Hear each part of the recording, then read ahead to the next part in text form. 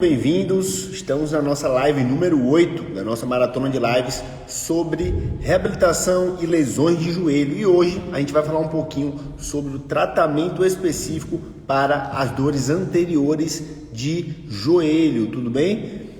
A gente vai falar um pouquinho sobre tratamento específico nas dores anteriores de joelho. O pessoal vai entrando aí, já vou aqui enviando para alguns colegas, para a gente já dar início à nossa live de hoje.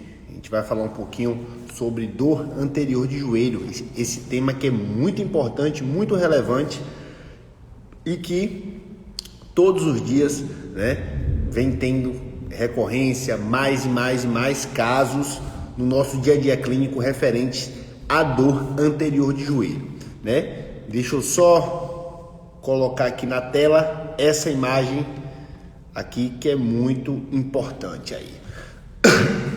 Quando a gente fala de dor anterior de joelho, o que é que vem à nossa mente? Dor anterior de joelho, a gente classifica, um paciente que tem dor anterior de joelho como um paciente que tem algum quadro de sobrecarga e dor em alguma estrutura que está presente na frente do joelho, na região anterior do joelho. E quais são as estruturas, presentes na região anterior do joelho, que podem, consequentemente, serem classificadas como, é claro que quando sintomáticas, como dor anterior do joelho. A gente vê nessa imagem aí, algo que a gente vem falando bastante aqui na nossa maratona de lives, que é o mapa do joelho. Então, nessa imagem, a gente vê aí uma série de estruturas numeradas e a gente inicia lá com a número 1, tendão do quadríceps. O tendão do quadríceps, ele se localiza na região anterior do joelho, na região da frente do joelho. Então, quando esse paciente ele apresenta uma tendinopatia, ele apresenta algum quadro, de sobrecarga nesse tendão, a gente pode estar classificando o paciente que tem uma tendinopatia de quadríceps, por exemplo, como um paciente que tem uma dor anterior de joelho. E aí a gente passa para o número 2, articulação patelo-femoral. A articulação que fica entre a face posterior da patela e o fêmur. Tudo bem? Então, essa aqui, pessoal, o número 2, tem a maior prevalência quando a gente fala de dor anterior de joelho. Então, a grande maioria dos pacientes, que a gente classifica como um paciente que tem uma dor anterior de joelho, são pacientes que têm um acometimento, uma sobrecarga na região patelofemoral, o que a gente chama comumente de condropatia, condromalácia, Aquele paciente que relata um sintoma mais espalhado, um sintoma lá dentro da articulação. Então, tudo isso, esses sintomas são relacionados aí a um quadro de sobrecarga na região patelofemoral, que quando presente também podem vir a serem classificados como dor anterior de joelho. A gente tem o número 3, que é o tendão patelar. A gente sabe muito bem, que as tendinopatias patelares, tendinopatias no modo geral, elas ocorrem devido a uma sobrecarga, a um que a gente chama de overuse, dessa estrutura. Então, pacientes que... Quem é a população? Quem são os pacientes que são acometidos,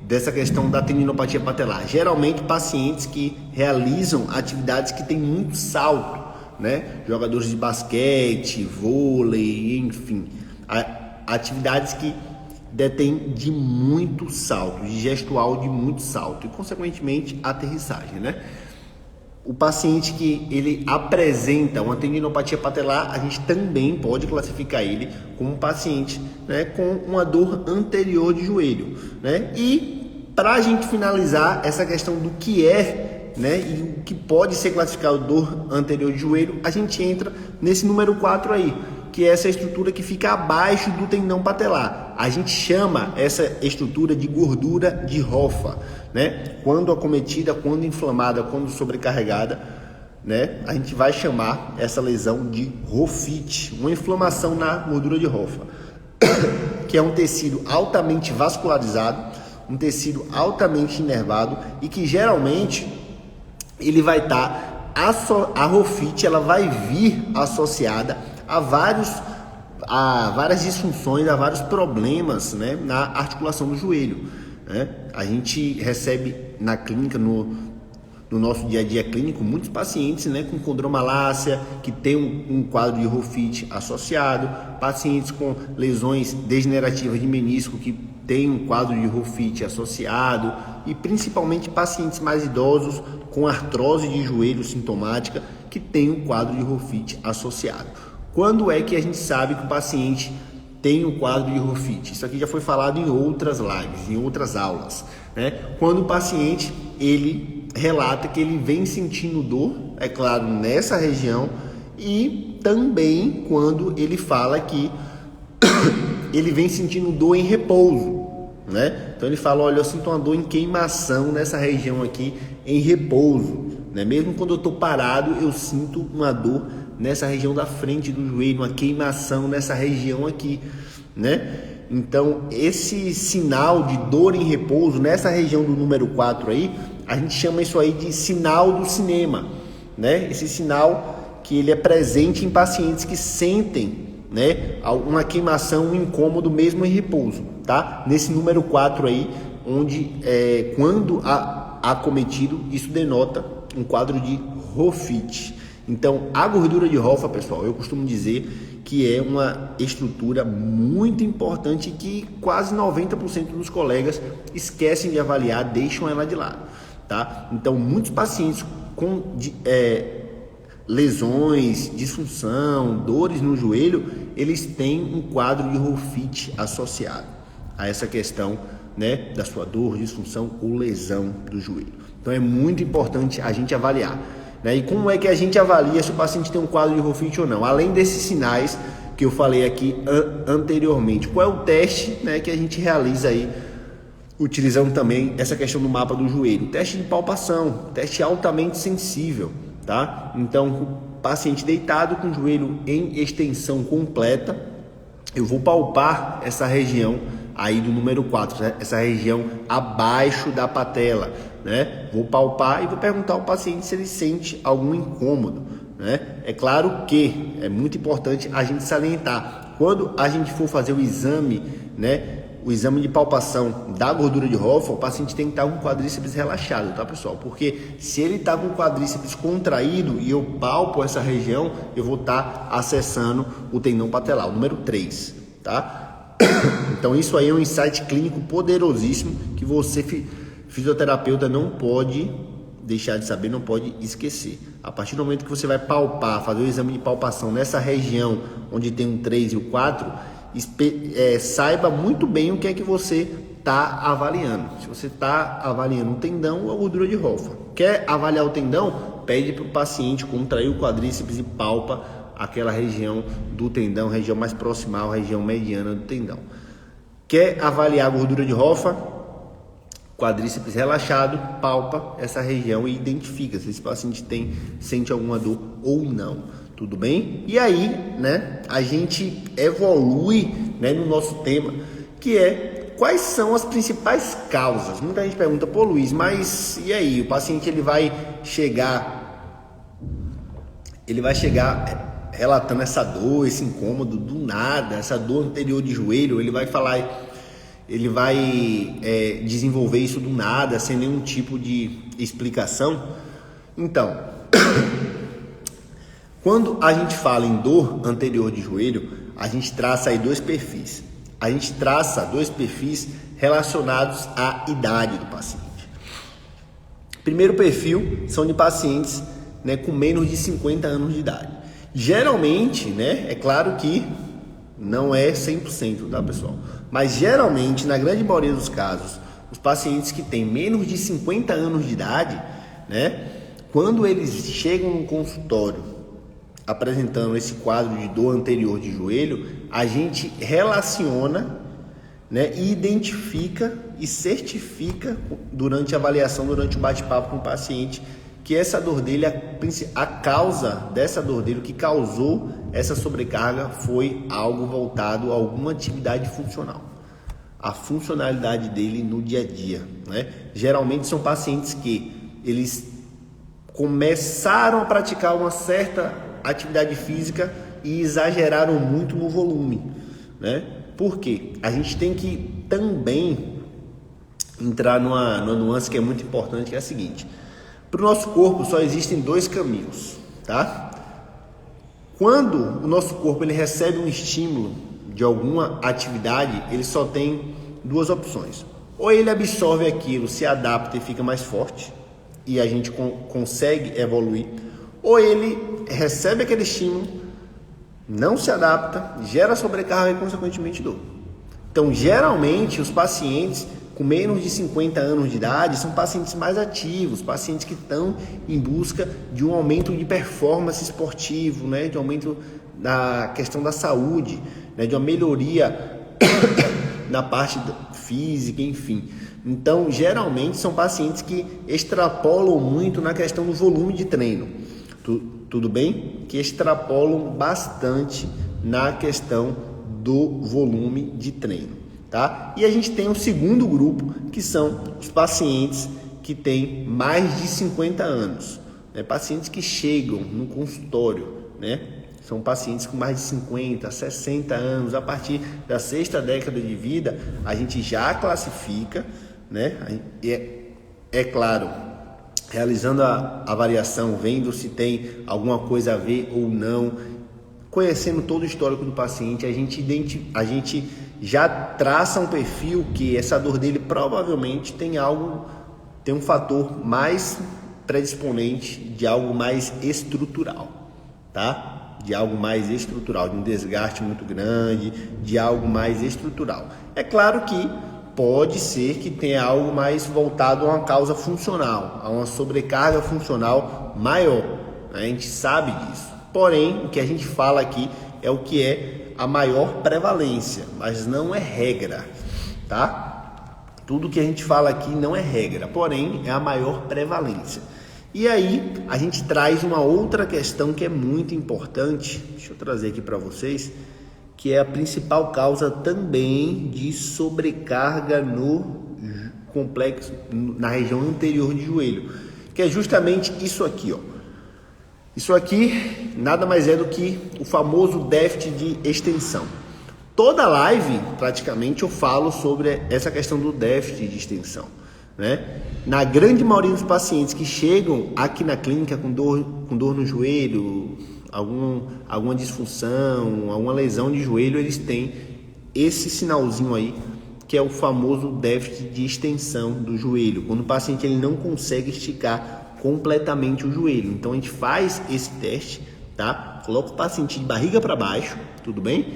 E com os joelhos para fora da maca e identifica se esse paciente ele tá com um tornozelo mais alto que o outro ou não. O tornozelo mais alto que o outro denota, né, o que a gente chama de déficit de extensão. Inclusive, eu vou compartilhar com vocês aqui o artigo científico que fala sobre isso, né? O artigo científico que comprova tudo que a gente fala aqui, pessoal. Tudo que a gente traz nas aulas, nas lives, não é nada da nossa cabeça, tá? É tudo baseado em artigo científico, em informação técnico-científica. Então, quando a gente traz aqui, ó, esse artigo, ele valida essa forma de avaliação. Então, o déficit de extensão do joelho, ele também, né, é uma possível causa dessa sobrecarga. Ele pode ser a causa da sobrecarga da estrutura presente na região anterior do paciente, consequentemente, aquela estrutura sintomática, tá? Então, a gente precisa também abrir a mente e não ficar somente naquela questão ali da faixa etária. A gente precisa buscar a causa. E na grande maioria dos casos, o que está causando, né, essa sobrecarga é isso aqui, ó, a questão do déficit de extensão do joelho do paciente. Então, como vocês podem ver na imagem, nesse artigo científico, né, paciente barriga para baixo, joelhos para fora da maca, a gente vai avaliar a altura do calcanhar.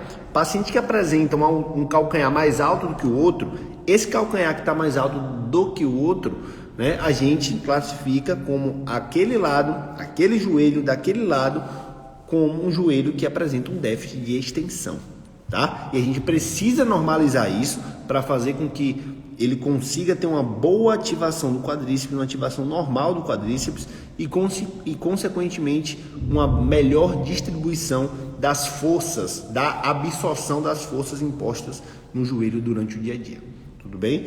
Então a gente tem que ter isso em mente. Déficit de extensão também pode ser uma das causas aí da sobrecarga e da dor na região anterior do joelho do seu paciente, né? E a gente não pode deixar de salientar, pessoal, o seguinte, a questão da avaliação.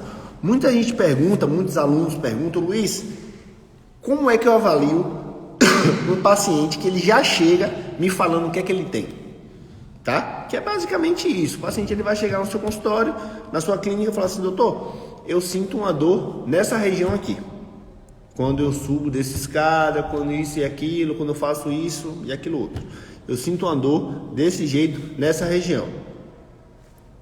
Para muita gente, acabou aí.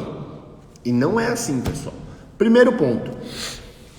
Quando a gente fala na avaliação da dor anterior de joelho, a gente tem que se ater à seguinte questão.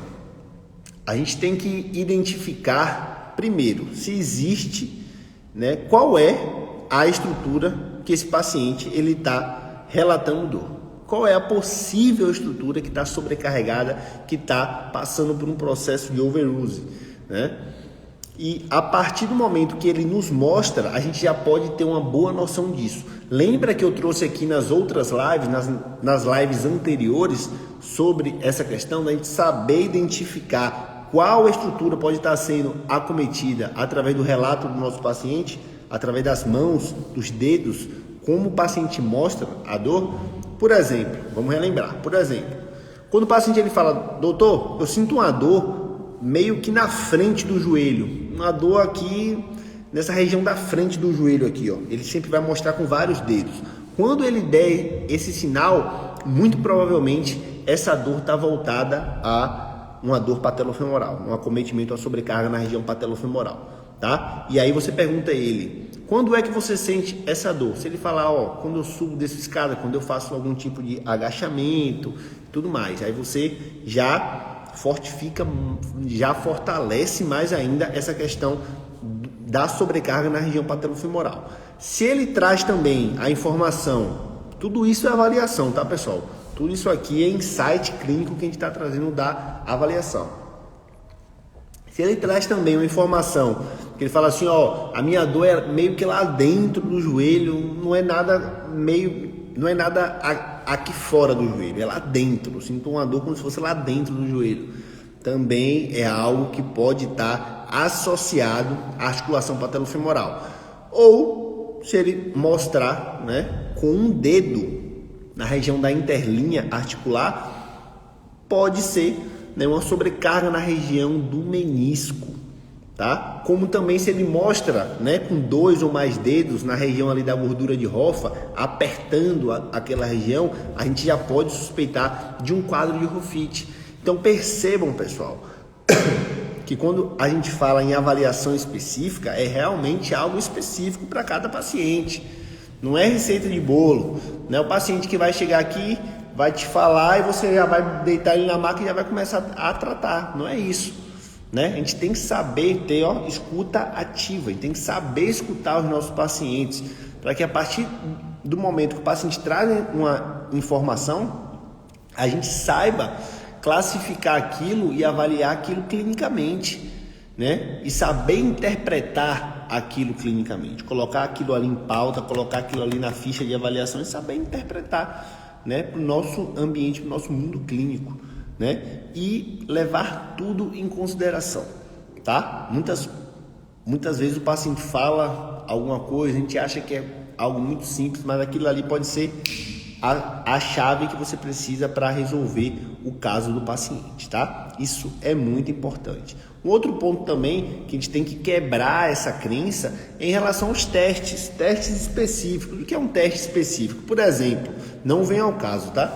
Por exemplo, gaveta anterior, para a gente diagnosticar se o paciente tem uma ruptura do LCA ou não. Isso é um teste ortopédico, um teste específico. Quando a gente fala em dor anterior do joelho, que é o tema da nossa live, a gente não vai utilizar testes específicos como lá no LCA. A gente vai trabalhar mais com a parte da função, testes funcionais, que é justamente, ó, deixa eu mostrar para vocês aqui, ó.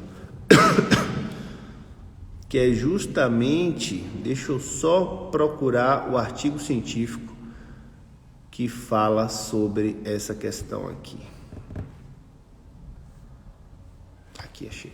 Que é justamente o que esse estudo científico mostra. Esse é o Guideline sobre dor patelofemoral, né? Guideline é um modelo de estudo científico super completo, onde tem todas as recomendações dos melhores estudos científicos da atualidade frente a uma disfunção.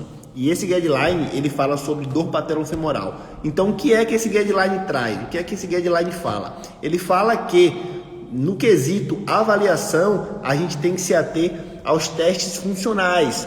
Né? O que é um teste funcional? Um agachamento é um teste funcional, uma subida e descida de degrau, uma subida e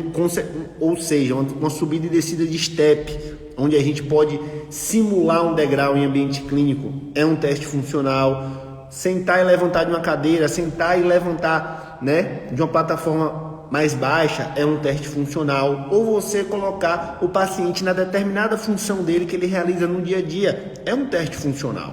Então, essa avaliação mais funcional é o que é indicada na avaliação, né, de dores no joelho, né? Dor patelofemoral, artrose de joelho, que é uma condição que vai trazer esse sintoma de dor mais espalhada, uma dor mais global na região do joelho, tá? Então, os guidelines, né? E eu trouxe aqui esse guideline sobre dor patelofemoral, ele traz isso bem claro, né? Traz isso bem claro. A questão da avaliação, atualmente, a gente se baseia na parte funcional, tá? E não na parte ali de teste específico. Tá? Isso não é mais utilizado, né, na atualidade. Tudo bem? E aí, uma outra coisa que é muito importante, né, que a gente já falou aqui algumas vezes, foi a questão das estruturas adjacentes sensibilizadas. Tá? A gente tem, ó, deixa eu mostrar uma imagem para vocês aqui bem legal, para vocês entenderem, ficar bem claro. Cadê? Deixa eu ver se eu acho aqui. Deixa eu só procurar aqui.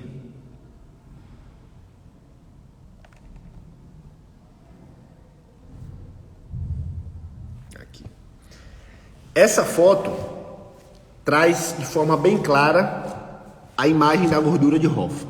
Então a gente vê, ó, essa região amarela aí é a estrutura que a gente tanto fala aqui, que é a famosa gordura de Hoffa, que fica ali abaixo do tendão patelar. Na imagem à direita, né, na segunda imagem, vocês veem isso de forma bem clara, né? Tem a patela, tem um tendão e abaixo ali do tendão a gente tem a gordura de Hoffa. Na foto da esquerda já é uma foto mais clara, né? Sem o tendão, sem as estruturas anteriores ali. Mas enfim, essa estrutura, pessoal, a gente precisa avaliar em todo paciente nosso, porque a prevalência, algo que a gente vê, né, discutindo clinicamente com nossos colegas de todo o Brasil aí, a gente participa de um grupo, né, de vários, né, grupos com fisioterapeutas de todo o Brasil que tratam o joelho, e algo que é meio que uma unanimidade são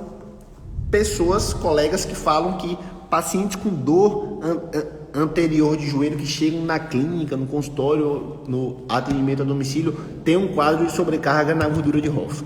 Então, por isso que eu trago isso bastante, saliento isso bastante, porque isso aqui pode ser o diferencial no tratamento do seu paciente. Porque se o paciente ele chega lá com um exame de imagem e você só olha o exame de imagem e trata aquilo ali, Você pode estar tratando algo que realmente esteja sobrecarregado, mas também você pode estar comendo bola, né? Você pode estar tratando algo que não está sobrecarregado, ou você pode estar deixando de tratar algo que também esteja sobrecarregado, que é o caso da gordura de Hoffa, que vem associado a várias lesões de joelho. Então a gente precisa também avaliar essa estrutura, tá? Além de todas as outras que a gente vê no mapa do joelho. Avalie tudo.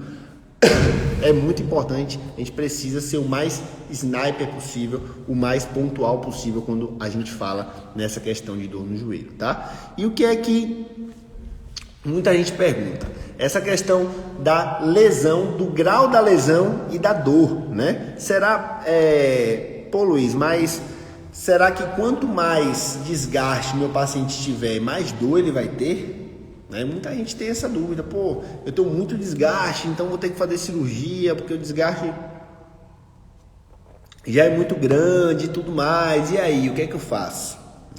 Muita gente tem essa dúvida. O que a gente tem que ter em mente, pessoal, é que o desgaste, o nível de desgaste, ele não é diretamente proporcional à dor do paciente. Por quê?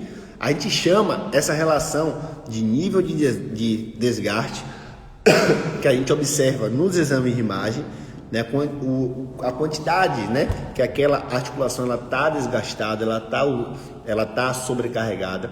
A gente traz essa relação com a dor como uma relação não fidedigna. O que quer dizer isso? Que tem muito paciente que tem um nível de desgaste alto, porém tem uma sintomatologia pequena. Já tem muito paciente que tem um grau de desgaste muito baixo e tem uma sintomatologia muito alta, tem muita dor. Então, essa relação de desgaste e sintoma, ela é inversamente proporcional, justamente por causa disso.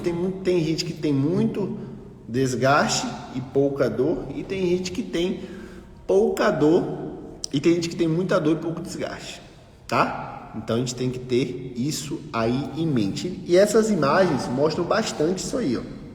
A gente vê, um raio-x, nessa imagem aqui tem as setas vermelhas, a gente tem um raio-x, do joelho do paciente, onde a gente um corte frontal, tá? Corte coronal, onde a gente busca identificar uma diminuição do espaço articular, para saber se esse paciente tem um grau leve, moderado ou severo de artrose de joelho, que o principal sinal é a diminuição desse espaço articular, tá? Então, nesse exame de imagem, a gente tem noção aí da diminuição do espaço articular. Porém, o que é soberano é a clínica do paciente. A clínica sempre é soberana, pessoal, tá? A clínica sempre vai ser soberana. O que é a clínica? A avaliação clínica do paciente. A gente não pode tratar o exame de imagem. A gente não trata exame de imagem. A gente trata sinais, sintomas e função. O fisioterapeuta moderno, ele trata a função. Ele tem que se basear na função do paciente, devolver função para o paciente, tá? Então a gente tem que ter isso em mente. Tudo bem? Já na outra imagem, a gente tem uma imagem, uma ressonância magnética, no corte axial, onde a gente identifica, a gente vê de forma bem clara a patela do paciente, e aonde tem uma setinha branca ali, ó, não sei se vocês estão vendo, uma setinha pequenininha, a gente identifica, uma estrutura que é muito importante, que é o famoso osso subcondral, que é uma estrutura fina, de pequena espessura, que fica abaixo da cartilagem, e é uma estrutura altamente inervada e altamente vascularizada. Então, geralmente, quando o paciente sente dor, uma dor mais voltada à articulação patelofemoral, é essa estrutura que está com a setinha aí, ó, essa setinha branca, é essa estrutura que está sobrecarregada, ou que está sendo impactada, ou que já está exposta, O desgaste da cartilagem é tanto que essa estrutura já está exposta e causando ali um impacto, uma sobrecarga durante os movimentos funcionais, movimentos esportivos, enfim, tá? Então a gente tem que ter isso em mente. A gente trata função. A clínica sempre é soberana. O exame de imagem, ele é complementar.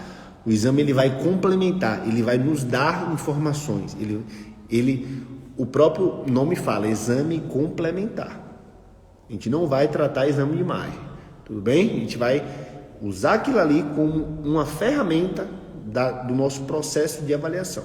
Mas a clínica sempre é soberana. Tem paciente que tem, né, um grau de condromalácia, um quadro de desgaste da articulação patelofemoral, só que ele chega, né, com a dor mais voltada a menisco medial, a uma sobrecarga, a um desgaste na região do menisco medial. Né? A clínica dele, os testes clínicos mostram que ele tem algo mais voltado a menisco medial. Então, nesse paciente, você vai tratar a articulação patelofemoral dele, você vai basear o seu tratamento, as suas estratégias de manejo de sintomas, a questão da articulação patelofemoral? Óbvio que não.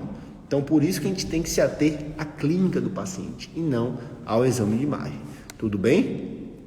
Parar de compartilhar aqui. E o que é que as evidências científicas nos trazem atualmente referente ao tratamento aí, né, de dores no joelho, de dores em estruturas que estão presentes na região anterior do joelho. Como eu já trouxe esse artigo aqui, agora a gente vai falar um pouquinho mais de forma específica sobre ele. Esse aqui é o guideline, né, o último guideline sobre dor patelofemoral. A dor patelofemoral é uma dor que acomete a articulação patelofemoral, né, que se localiza na região anterior do joelho. E o que é que esse guideline ele traz como informação central? Que o fortalecimento do quadríceps é o ponto-chave para você tratar um paciente que tem uma dor patelofemoral, tá? Quadríceps, estabilizador dinâmico principal da articulação do joelho. É o grupo muscular que vai aumentar a congruência articular da articulação patelofemoral, tá? Que vai aumentar a área de contato, consequentemente diminuir a pressão e consequentemente diminuir a dor. Então o paciente, o paciente ele tem que estar com o quadríceps forte, com o quadríceps em dia. É o que ele traz aí, fortalecimento do quadríceps, do ponto-chave. Né? Quando é um paciente muito sintomático, um paciente que ele sente muita dor, a gente pode utilizar, né, do que a gente chama de angulação de proteção, em cadeia aberta ou em cadeia fechada, que são angulações que não vão gerar um grau de sobrecarga, uma tensão exacerbada naquela articulação, né? Aquela questão que a gente fala aqui também, ó, não é de hoje, é a questão da intervenção combinada, quadríceps, pessoal. Não existe só ficar fortalecendo o quadril, ou não existe só ficar fortalecendo o quadríceps. O quadríceps é importante, porém a gente tem que se ater também ao quadril. E eu vou mostrar para vocês no próximo artigo científico porque que a gente tem que dar atenção também às articulações adjacentes. A gente vai destrinchar aqui a questão do quadril. Então, intervenções combinadas, né, obtiveram um resultado, uma melhora na dor desses pacientes, como vocês podem ver lá no último tópico, em curto, médio e longo prazo. Então percebam que o exercício, o fortalecimento, melhorou a dor do paciente em curto, médio e longo prazo, tá? Então, ó, isso aqui é evidência científica de excelência que eu estou trazendo aqui para vocês. Um outro artigo bem legal é esse artigo do Powers, né? Que a gente entra na questão das articulações adjacentes, na atenção que a gente tem que dar nas articulações adjacentes. Vocês viram no último artigo científico a questão da intervenção combinada, fortalecimento combinado, quadril e quadríceps. Não ficar somente no quadríceps, e sim também dar atenção ao quadril, aos extensores de quadril, à musculatura abdutora, ao complexo posterolateral do quadril, né? Por quê? O Powers, ele fala que o paciente que tem um quadril fraco, complexo posterolateral, a musculatura lateral do quadril muito fraca, a partir do momento que ele fica em apoio unipodal durante algumas atividades, durante alguns movimentos, onde ele fica em apoio unipodal, se ele tem a musculatura do quadril fraca, vai ocorrer uma queda desse quadril, né? E consequentemente a pessoa ela vai tentar, para não cair, ela vai compensar com o tronco, Então ela vai jogar o tronco para o lado contralateral, ocasionando a queda desse quadril, a queda da pelve e, consequentemente, uma cascata de movimento em todo o membro inferior. Uma rotação interna do fêmur, um valgo de joelho, rotação da tíbia e pronação do pé, tá? Então, esse valgo de joelho, quando o joelho entra, como vocês podem ver lá na imagem C, o joelho lá para dentro, isso aí, né, coloca a articulação patelofemoral, por exemplo, em uma condição de área de contato diminuta, de pouca área de contato da articulação patelofemoral.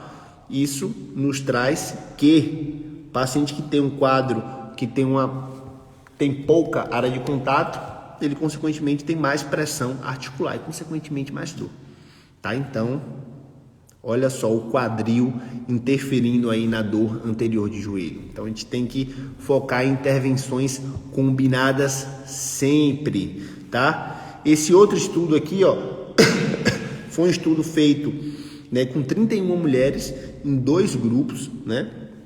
Ele teve como objetivo comparar exercícios de quadril e joelho com exercícios somente de joelho, somente de quadríceps. Então, tinha 2 grupos. Um grupo fez fortalecimento do quadril e quadríceps e um outro grupo fez somente do quadríceps. E qual foi o resultado, né, que eles chegaram nesse estudo? Que os pacientes do grupo exercícios quadril e quadríceps tiveram menos dor durante 3 meses e melhor função, tá? Então, olha só o que esse artigo científico nos traz. Corrobora com toda a ideia que a gente traz aqui desde o início, tá? Que o fortalecimento ele deve ser feito de forma combinada, quadril e quadríceps, nunca somente quadríceps. O quadríceps é o mais importante? É o que a gente tem que dar mais atenção? Sim, porém a gente não pode deixar a musculatura do quadril de lado, tudo bem? Um outro artigo que eu gostaria de mostrar para vocês, né, é esse artigo aqui relacionado ao manejo da dor. A gente sabe muito bem, já entrando aqui na fase final da nossa live, na questão do tratamento, um ponto muito importante é a questão do manejo da dor desse paciente. O paciente ele não pode estar sentindo dor a cada passo, a cada subida de degrau, a cada hora que ele vai sentar, levantar da cadeira, que ele vai entrar e sair do carro. O paciente ele não pode estar sentindo dor, né? Por quê? A gente sabe que dor gera inibição. Inibição impede que o paciente ganhe força. Quando o paciente ele não ganha força, ele não consegue evoluir, né, no quesito dor e muito menos na função, tá? Então, a joelheira, né, é um instrumento que a gente utiliza quando o paciente ainda está no processo de ganho de força do quadríceps. Por quê?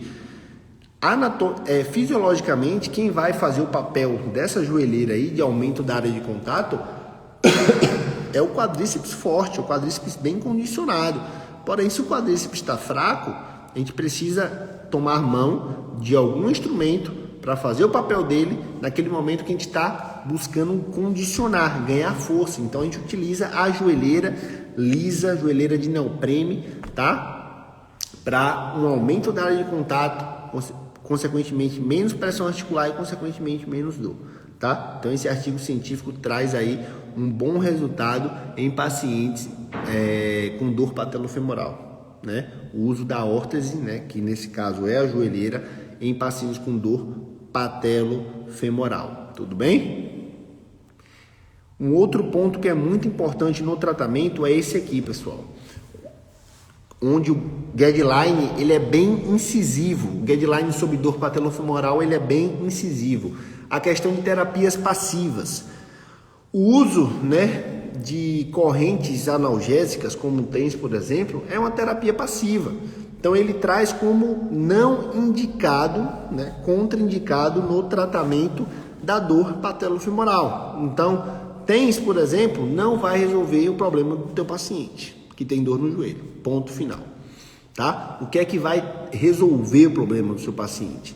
Primeiro, avaliação específica, você identificar o que é que está causando a dor no joelho desse paciente. Segundo, manejo de sintomas, você alterar positivamente os sintomas do seu paciente, né? Ou zerar a dor dele logo de cara ou diminuir cerca de 50% no mínimo a dor desse paciente, tá? Logo em seguida, ativação muscular, é claro que combinada, fortalecimento combinado, né? Que a gente já falou aqui, quadril e quadríceps. A gente precisa gerar ativação nessa musculatura para uma melhor absorção do impacto durante as atividades e também uma melhor evolução no quadro de dor e função desses pacientes. O que as terapias passivas não vão trazer, né, nesse caso, tá? Infelizmente, a terapia passiva ela não foi classificada como efetiva no tratamento,